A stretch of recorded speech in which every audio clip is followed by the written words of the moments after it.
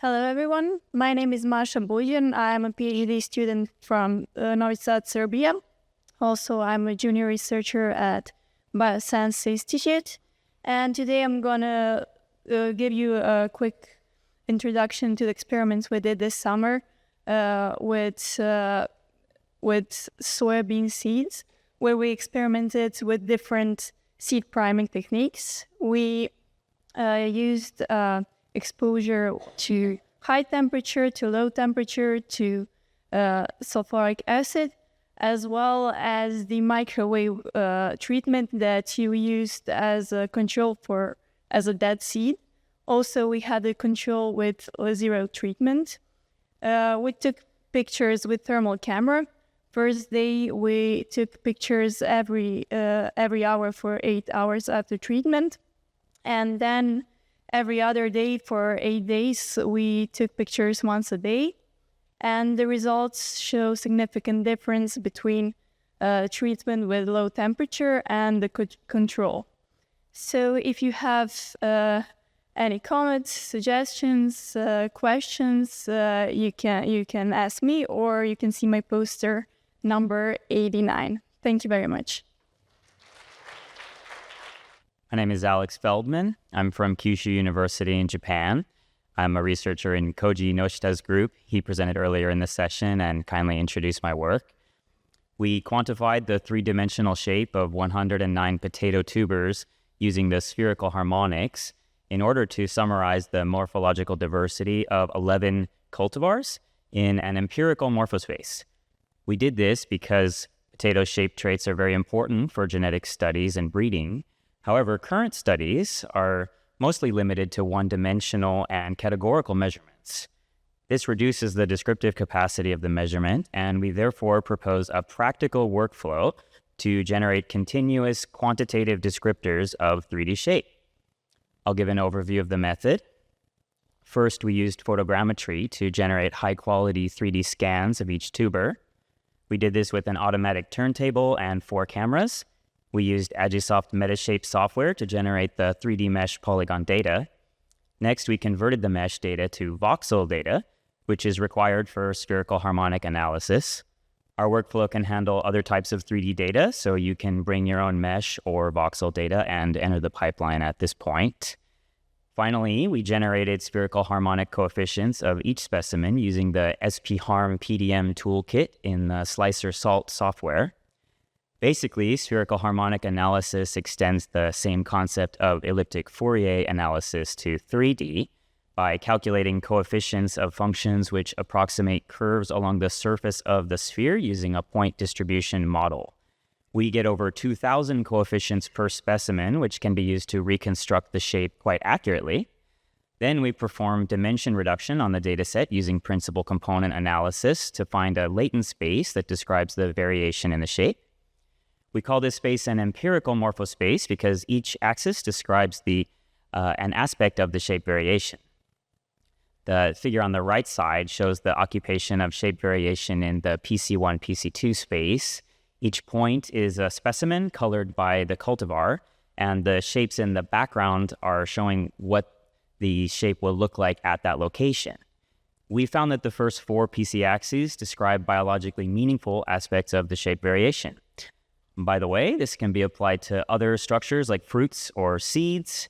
Everything is done in Python, and we'll share our code and dataset soon. Thank you. Hello, my name is Ashley Raridan, and I'm a PhD student with Dr. R.D. Singh. And this is an overview of my poster using multispectral UAV imagery and machine learning for yield prediction in mung beans. And so our objective was to build a pipeline to use UAV multispectral imagery in our breeding program. And then we wanted to take that pipeline and first characterize the adaptation of our advanced lines, and then also find what are important characteristics and time points for mung beans in Iowa.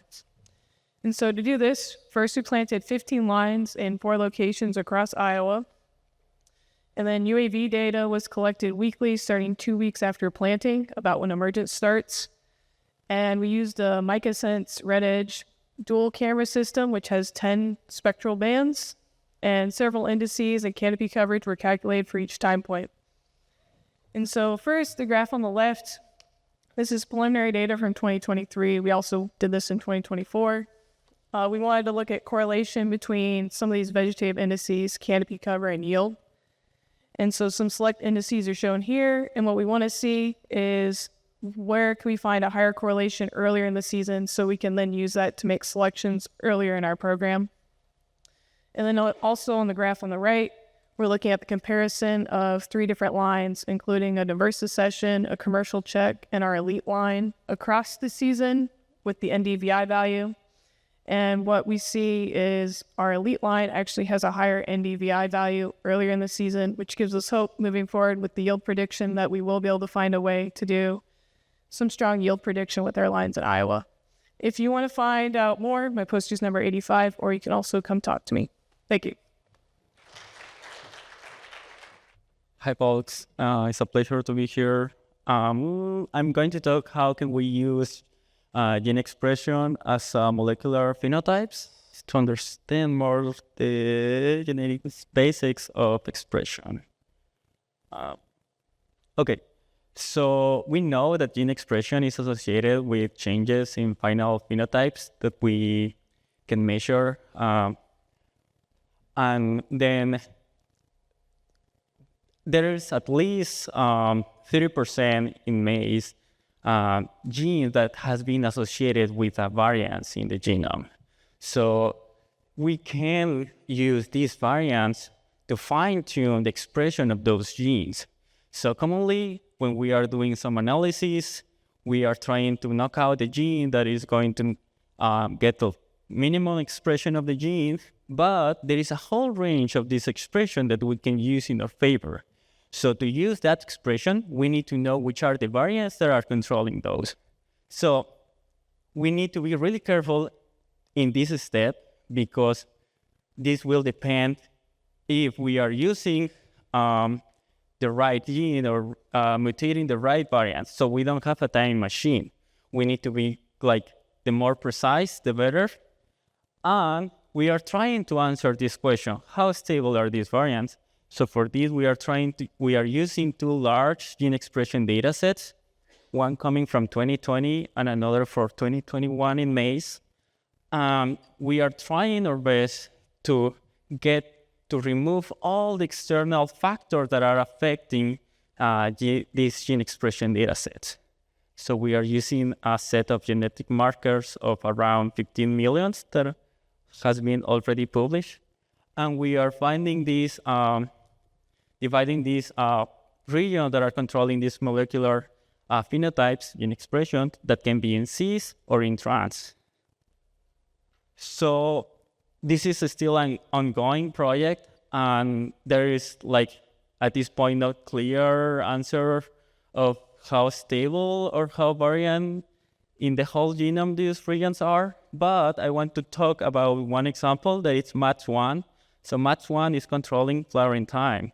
And if you see at the top panel of A, we are finding 2 peaks. One is in cis and the other one is in trans.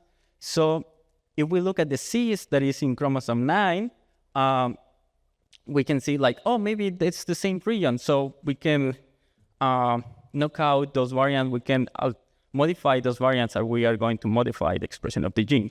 But if we zoom in panel C and in panel D, we can see that those variants are different. So maybe this is depending on some other factors that we are trying to understand better.